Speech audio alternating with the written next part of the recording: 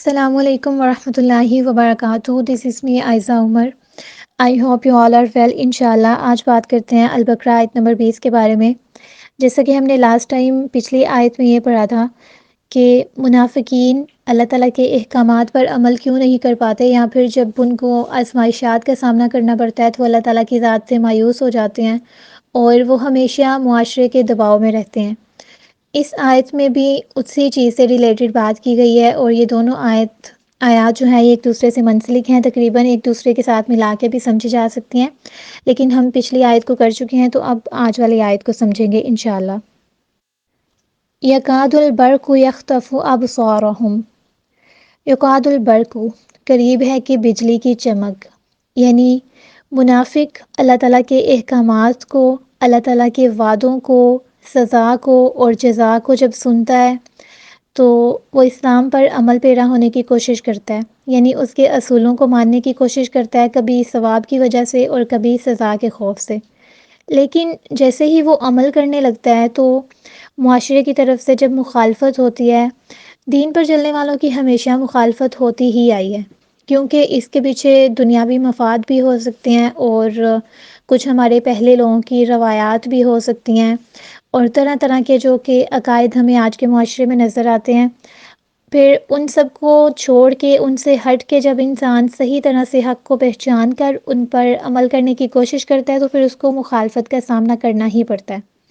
تو جب ان کو مخالفت کا سامنا کرنا پڑتا ہے تو وہ فوراً سے رک جاتے ہیں، یعنی کہ وہ مزید سروائیو نہیں کر پاتے اور وہاں ہی رک جاتے ہیں. یخطف ابصارہم. ابصارہم یعنی کہ ان کی نگاہیں اچک لے. نگاہوں سے مراد یہاں پہ بصارت ہے. بصارت انسان کی آپ دور اندیشی سمجھ لیں، یعنی جہاں سے وہ سوچتا ہے، سمجھتا ہے، اس کی یہ صلاحیت.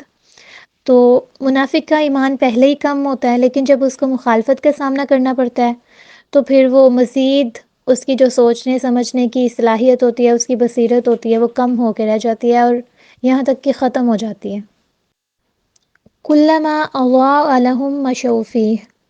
جب کبھی بجلی کے لیے، یعنی روشنی آپ سمجھ لیں دوسرے معنوں میں، روشنی کی جاتی ہے تو وہ اس میں چل پڑتے ہیں. اب دیکھیں اس کے اندر اپنا تو کوئی دین ہوتا نہیں، اپنا تو کوئی ایمان ہوتا نہیں، کیونکہ اگر ایمان ہو تو وہ دوسروں کے ذریعے سے سوچے سمجھے گا نہیں، بلکہ اس کے اندر کی جو بصیرت ہوگی وہ اس پر ہی عمل کرے گا، اس کے مطابق ہی فیصلہ کرے گا. لیکن نہیں، ایسا انسان دوسروں کا محتاج ہوتا ہے کہ دوسرے کیا سوچتے ہیں اسے بھی وہی کچھ سوچنا ہے. تو پھر کیا ہے کہ اہل ایمان کی جو روشنی ہوتی ہے، یعنی جب وہ اچھے لوگوں کے ساتھ ہوتا ہے، مومنوں کے ساتھ ہوتا ہے، عمل صالح کرنے والوں کے ساتھ ہوتا ہے، تو ان کے ایمان سے روشنی لیتا ہے، اس روشنی میں وہ چلتا ہے اور اسی کے مطابق وہ پھر عمل بھی کرتا ہے. یعنی جس طرح کے لوگوں کے ساتھ اٹھے بیٹھے گا بالکل اسی طرح کے اعمال کرے گا. جیسے کہ ہم شروع سے آیات میں پڑھتے آ رہے ہیں کہ وہ جس طرح کے لوگوں کے ساتھ بیٹھتے ہیں انہیں کہتے ہیں کہ میں تمہارے ساتھ ہوں، لیکن جیسے ہی وہ وہاں سے اپنی کمپنی کو چینج کرتا ہے تو وہ سارا کچھ اس کا بدل کے رہ جاتا ہے. پھر جب وہ اچھے لوگوں کے ساتھ بیٹھتا ہے تو وہاں سے قرآن و حدیث کی کچھ باتیں سنتا ہے، اس کو تھوڑی سی روشنی ملتی ہے تو وہ نیک اعمال کر لیتا ہے.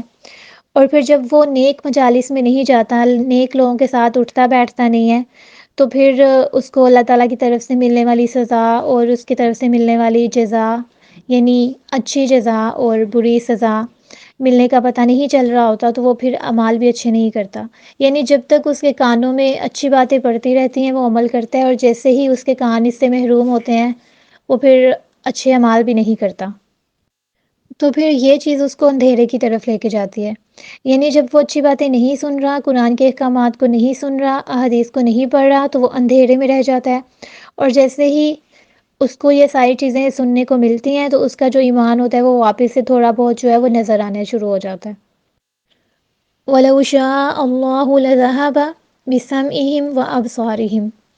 اگر اللہ تعالیٰ چاہے تو ان کی سماعت، یعنی ان کے سننے کی صلاحیت کو، وَأَبْصَارِهِمْ اور ان کی دیکھنے کی صلاحیت کو ختم کر دے. یعنی اللہ تعالیٰ نے جو ان کو علم دیا ہے، قرآن ہر ایک کے لیے آیا ہے، کچھ خاص لوگوں کے لیے نہیں آیا. آپ دیکھیں دوسرے مذاہب میں جتنے بھی لوگ ہیں ان کے خاص لوگ کتابیں پڑھتے ہیں، انجیل خاص لوگ پڑھتے ہیں، بائبل، یہود کی جو بھی بکس ہیں، یہ ساری چیزیں، تورات، انجیل، آپ کچھ بھی سمجھ لیں، وہ سارے کے سارے ان کے علماء کے پاس ہوتی ہیں، وہ عام لوگوں کے پاس نہیں ہوتی اور نہ ہی عام لوگوں کو پڑھنا آتی ہیں۔ اسی وجہ سے وہ لوگ گمراہ ہیں۔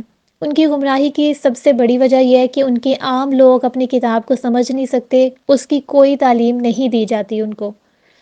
ان کے جو خاص لوگ ہیں، ان کے جو عالم ہیں، وہ ان کے پاس جاتے ہیں، ان سے پوچھتے ہیں اور وہ جس طرح سے کہتے ہیں اس پر عمل کر لیتے ہیں، اور وہ ان کو کس طرح سے مشورے دیتے ہیں، جو انسان کا سامنے والے کا وہ انٹرسٹ چیک کرتے ہیں کس چیز کے بارے میں ہے، اسی کے بارے میں ان کو فتویٰ دے دیتے ہیں، اور جسٹ اس کے پیچھے یہ چیز ہوتی ہے کہ جتنا جس کو خوش کریں گے وہ اتنا ہی مال دے کے جائے گا، اتنے ہی پیسے دے کے جائے گا۔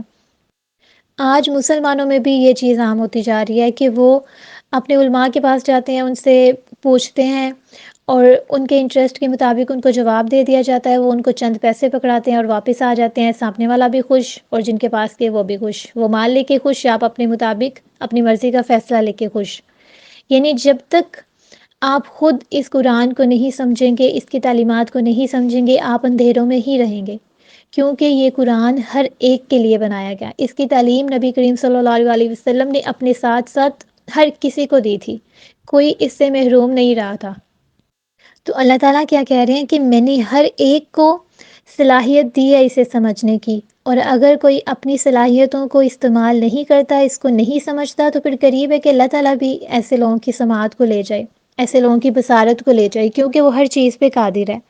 اب یہاں کیا مراد ہے کہ ان کی سماعت کو لے جائے، ان کی بصارت کو لے جائے؟ کیا وہ ان کو اندھا کر دے گا یا پھر ان کو بہرا کر دے گا؟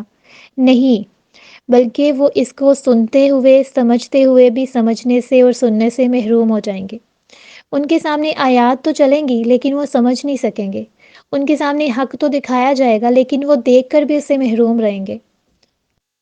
اور انسان کی اس سے زیادہ بڑی بدبختی کیا ہو سکتی ہے کہ وہ دیکھتے ہوئے دیکھے نہ، سمجھتے ہوئے سمجھے نہ۔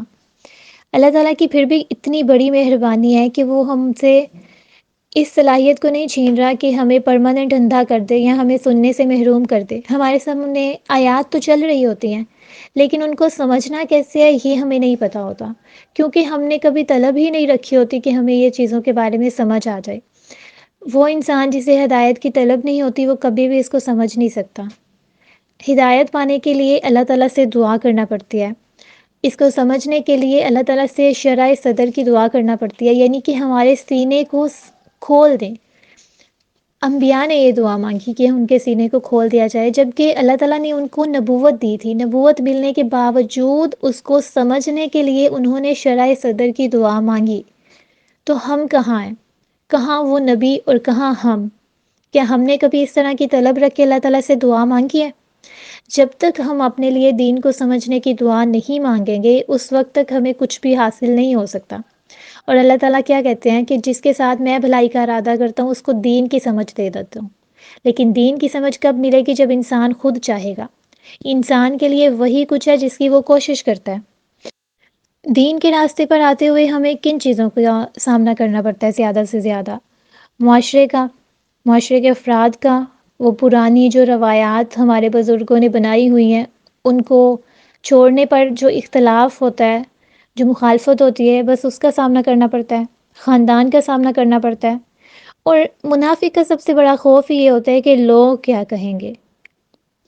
پھر جب رسم و رواج کی بات آتی ہے، احکامات ٹکراتے ہیں، خاندان والے، معاشرے والے مخالف ہوتے ہیں تو عزت کم ہو جانے کا خوف۔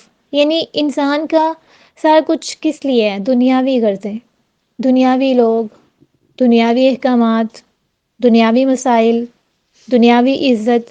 وہ یہ کیوں نہیں دیکھتا کہ میری اللہ تعالیٰ کے ہاں کیا عزت ہوگی، کیا مقام ہوگا؟ نہیں، اس کو لوگوں کے سامنے مقام چاہیے، لوگوں کے سامنے عزت چاہیے۔ اور یہاں سے ہی پتہ چلتا ہے کہ کون کتنا سچا ہے۔ اللہ تعالیٰ تو پوری قدرت رکھتا ہے، وہ جو چاہے کرے، جس کی چاہے مدد کرے، لیکن انسان پھر بھی کیا کرتا ہے؟ لوگوں کو دیکھتا ہے۔ جب اللہ تعالیٰ کہہ رہے ہیں کہ علی کل شیء قدیر، ہر چیز پہ قادر ہوں، ہر چیز پہ، تو آپ اللہ تعالیٰ سے کیوں مدد نہیں مانگتے؟ آپ کو جو بھی مسائل لاحق ہیں، جو بھی پریشانیاں ہیں کسی بھی معاملے میں، اللہ تعالیٰ کی قدرت پہ یقین کیوں نہیں رکھتے؟